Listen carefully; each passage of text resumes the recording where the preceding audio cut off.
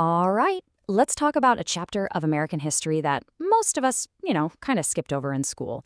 The first version of the United States. And spoiler alert, it was a complete and total failure. It's this incredible story of chaos, collapse, and reinvention that all starts with one tiny, easily missed detail in one of the most famous documents on Earth. So if you ever get a chance to look really closely at the Declaration of Independence, check out the word united. See that? The U is lowercase. Now, your first thought might be, okay, so what? It's just old-timey handwriting. But nope, this is not a typo. It is absolutely a clue. So what is the big deal with this one little letter? Well, it turns out it's the key that unlocks the whole story of America's first government, what we're going to call USA 1.0. And it helps explain why that first attempt at a country just fell apart so spectacularly. Here's the secret. That U is lowercase because United wasn't actually part of the country's name. It was just a description, an adjective. Think about it. Back in 1776, you had 13 separate, independent states that just happened to be united in one specific goal, telling Great Britain goodbye. The United States of America as one single nation, it didn't exist yet, not even close. And this timeline really tells the story. The Declaration gets signed in 1776, right? But George Washington doesn't take the oath of office until 1789. That's a 13-year gap. So what was going on in between? Well, those are the gap years. That's the era of USA 1.0. This was the first shot at building a country. And to be blunt, it was an experiment that failed miserably. So what did this first version of America even look like? Well, you have to remember, they had just fought a whole war to get away from a powerful king and a strong central government. So the very last thing they wanted to do was create their own King George 2.0. Instead, they tried something completely different.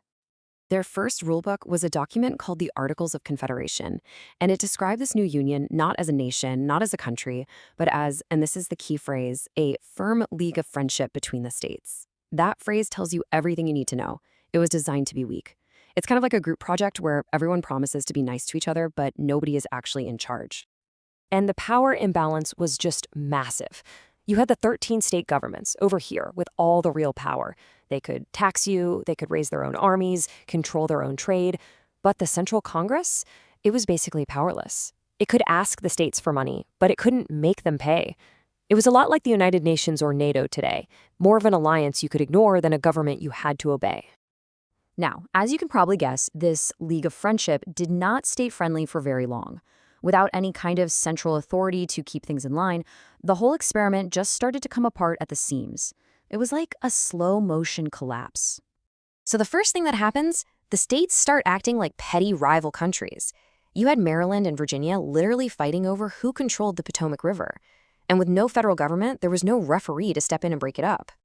Then the economy just completely fell apart. States started slapping tariffs on goods from other states.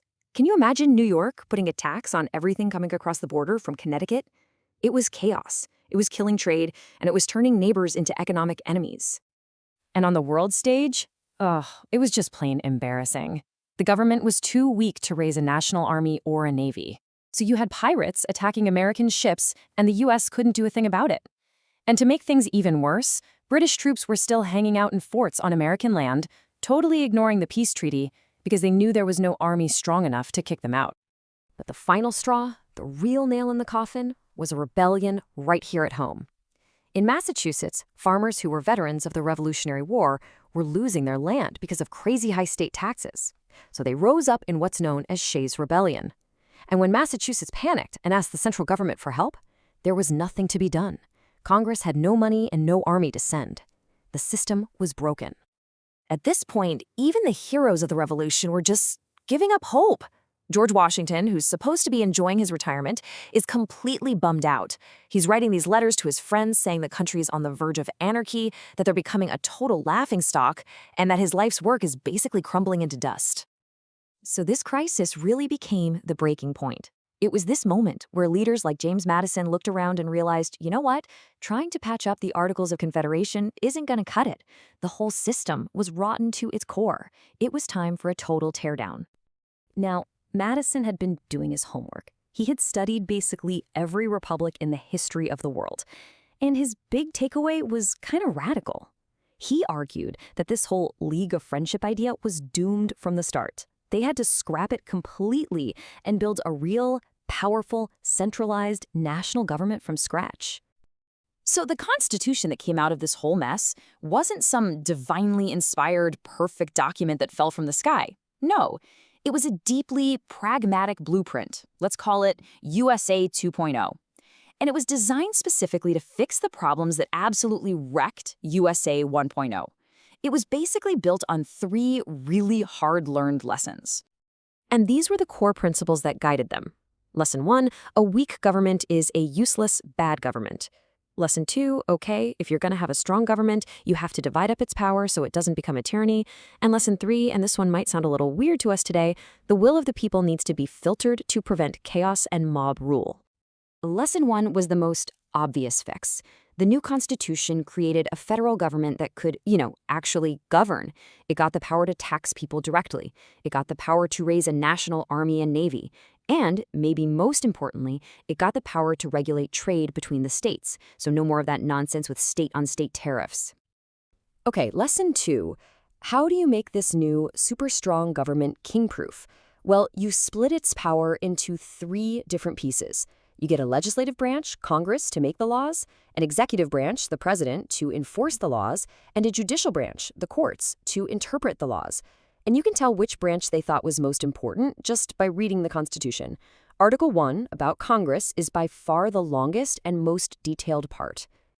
And that brings us to lesson 3. The founders, and we have to be honest about this, were pretty terrified of direct democracy. They were worried about the passions of the mob. So they built these filters into the system to cool things down. For example, senators weren't originally elected by the people. They were picked by state legislatures. The president isn't chosen by a national popular vote, but by the Electoral College.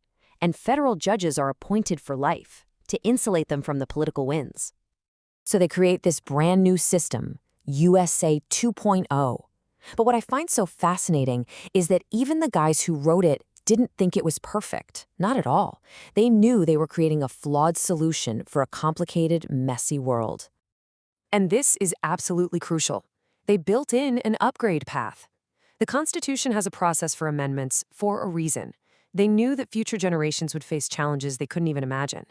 I mean, the fact that the Bill of Rights, the first 10 amendments, was added almost right away is all the proof you need. This thing was never meant to be a sacred text set in stone.